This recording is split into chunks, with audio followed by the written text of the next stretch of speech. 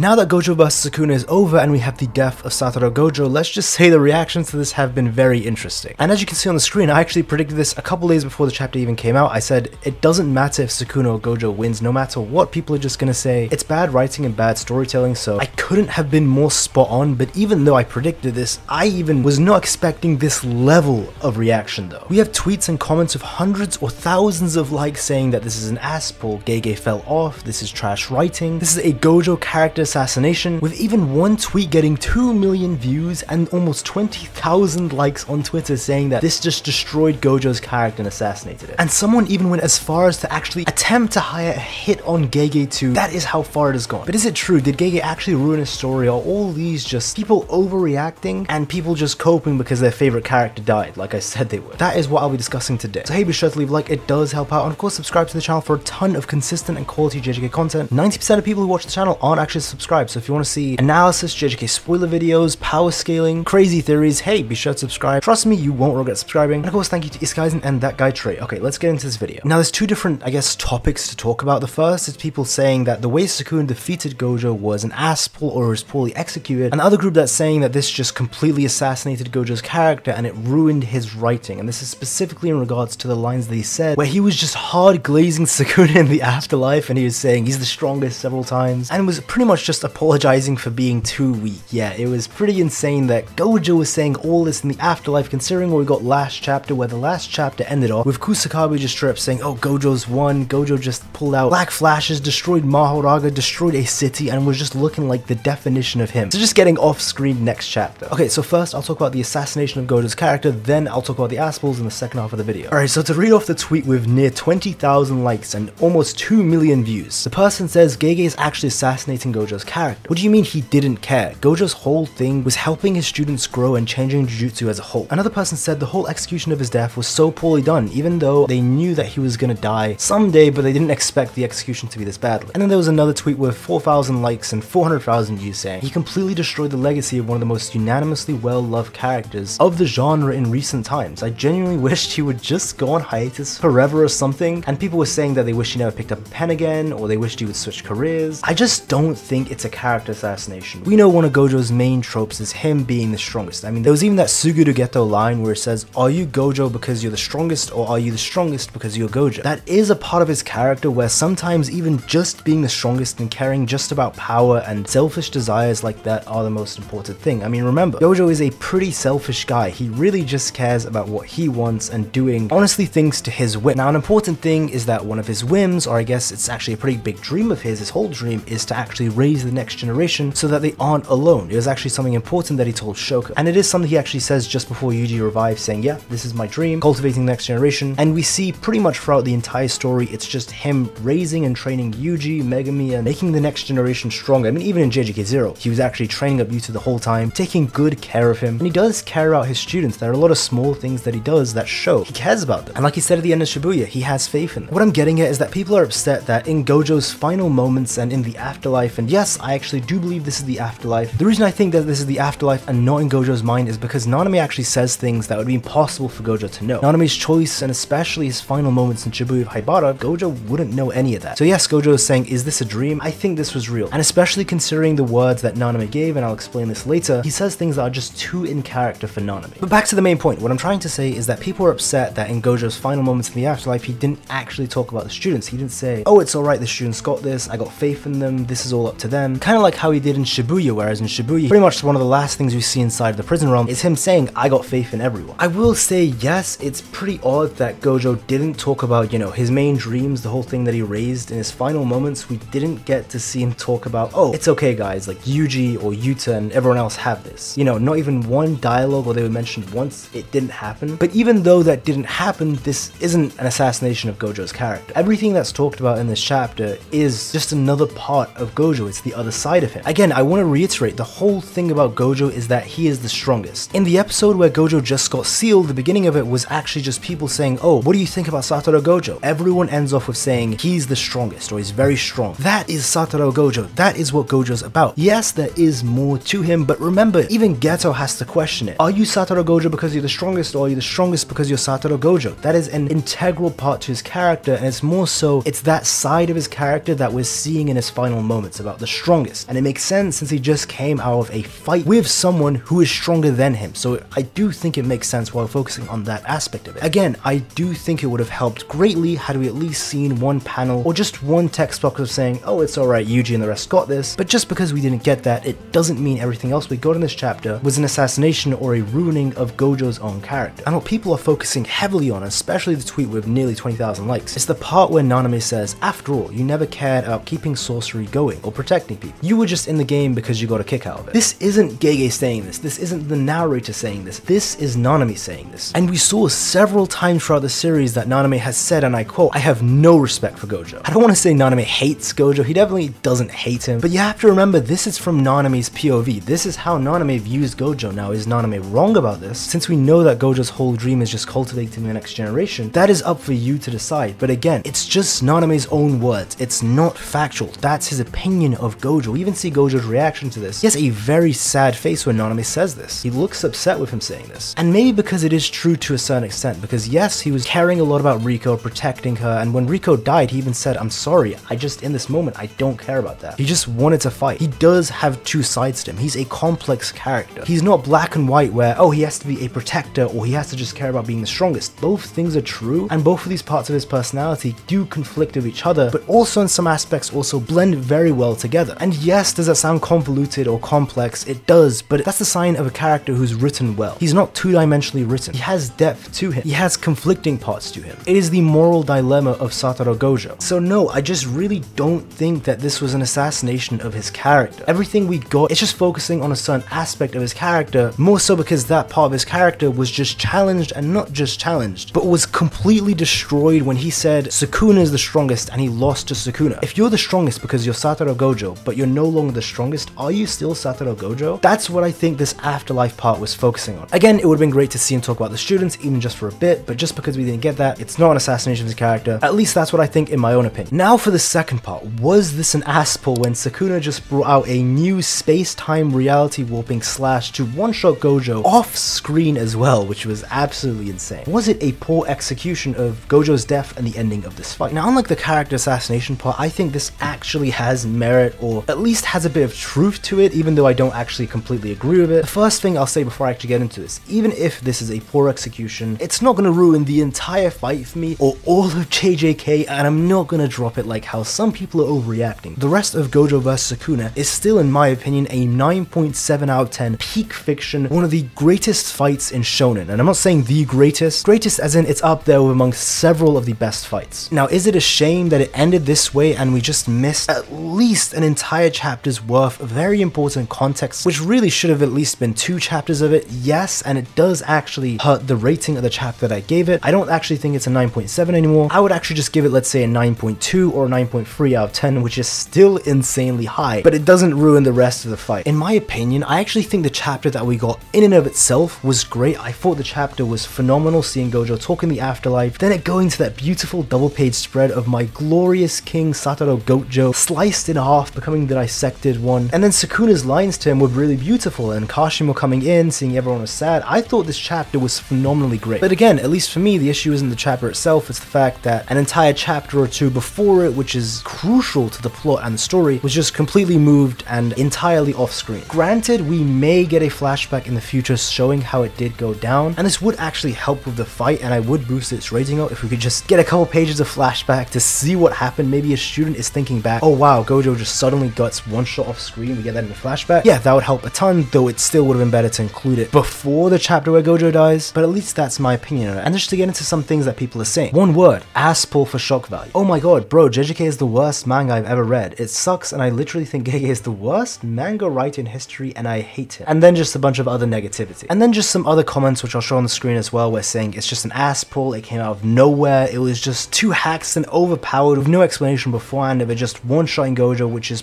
really convenient for the plot that he just pulled this out of nowhere. What I will say is there actually was a bit of foreshadowing. There was 2 chapters ago where we see Mahoraga cuts Gojo's arm. There's no explanation given on how he does it, no one says anything, but we see Sukuna's line where he says lovely. Now this is really tough because it really is one of those things where it's just your opinion on if you think this is good or bad. Is it an Asspull? Kind of, but does the explanation make sense? Yes, and I actually think it was a pretty good explanation and it is pretty overpowered, and I'm glad that it didn't just come up randomly finally in the last minute, there were at least 2 chapters beforehand where it was foreshadowed straight up, where Mahoraga does something we've never seen before. He sends a cleave and dismantle, or at least a slashing attack, right at Gojo, passing his infinity and cutting his arm off, with Sukuna having a very interesting reaction to it too. But yeah, I guess maybe it would have been better had we just seen even one dialogue, maybe just one dialogue just vaguely hinting at Sukuna while he's in the shadows and said lovely. Let's say just in his thoughts he says, "This is just what I need," or "This is perfect for my plan," or "Thank you for showing me, Mahoraga." Even just one speech bubble. It could have been as vague as possible, like anything I just said, or 1,000 other things. I really do feel like had Sukuna just said that in that moment, it really greatly would have helped with how people would have reacted, because you can clearly point out to this one moment where Sukuna was just directly foreshadowing what was going to happen. Whereas because we didn't get the text for it, people are just feeling like it came out of left field and out of nowhere. Even though it was still foreshadowed, it was more of a show and tell rather than a hinting with the words, if that makes sense. And I do feel like the reason that people are this upset, and even though you could argue it isn't Asspull, but you know, the extreme upsetness of people, I think that's just coming from people being sad that Gojo died. A lot of people were big Gojo fans, and even I was the president of the Gojo PR team. I was posting Fraud Kuna memes and videos every other week, and I was glazing my glorious king Gojo. But even knowing that, in every single review I kept saying Gojo has to lose narratively, it doesn't matter how good he's looking. And I even made a whole video actually 10 days before the chapter explaining that Sukuna has already won. That video aged pretty well, though I wasn't spot on with the theories, at least with the concept of Sukuna's already won, I was right with that. And if you just check in the comments of that video, it's just a ton of Gojo fans saying, "Oh, you're crazy, you're coping, why are you acting like a Sukuna fanboy? Gojo must win narratively, it has to be Gojo." And they were very adamant that Gojo has to win, so when you see next chapter just off-screen one-shot, Gojo is dead, people are going to be upset about that. And I mean very upset about that, especially since we just had Gojo dog walk and dominate Sukuna for 10 chapters, then out of nowhere off-screen one-shot, with Gojo then glazing Sukuna in the afterlife. So when you think about it like that, it makes sense why a lot of Gojo fans, at least the super diehard ones, who truly thought he was going to win, even though I kept saying he wouldn't, why they would be upset. For me, personally, I am actually satisfied with this fight. I thoroughly enjoyed it. I thought the ending was awesome. The memes when Gojo died were hilarious, and that's just my personal opinion. That's just how I feel about it. I liked it. Could it have been done a bit better, the execution for the ending? Yeah, but it was still really cool. But does that mean people aren't allowed to hate this chapter or think it's an Asspull? No. If you think it was badly written or an Asspull or trash writing or whatever, that's your opinion. You're entitled to think and feel that way, even though I really do disagree with that. You're free to think and feel as you want. And I'm seeing a lot of people saying, "Oh, you switch sides, why you have Sukuna?" And the people who are saying this are so brain-rottingly stupid, I just have to be honest. Guys, there are no more sides anymore. It's over. Gojo lost. He admitted several times that Sukuna is stronger and that Sukuna didn't even go all out. Sukuna didn't even use Shrine. The agendas are done, it's just facts now. Gojo admitted it many times. Sukuna was stronger and he didn't even actually reach Sukuna. Gojo died to Sukuna with Sukuna holding back. I don't think there's anything to debate about this, and to the people who are saying Gojo's way stronger than Sukuna, you just gotta accept reality and move on. Now, is it debatable for Heian era Sukuna? Yes, that part is at least debatable, but right now, Sukuna is the strongest and he beat Gojo. Until we see if Heian era Sukuna has anything that could bypass Limitless, that's still up for debates, but even Gojo said likely that Heian era Sukuna would have still beat him. So I'm just gonna agree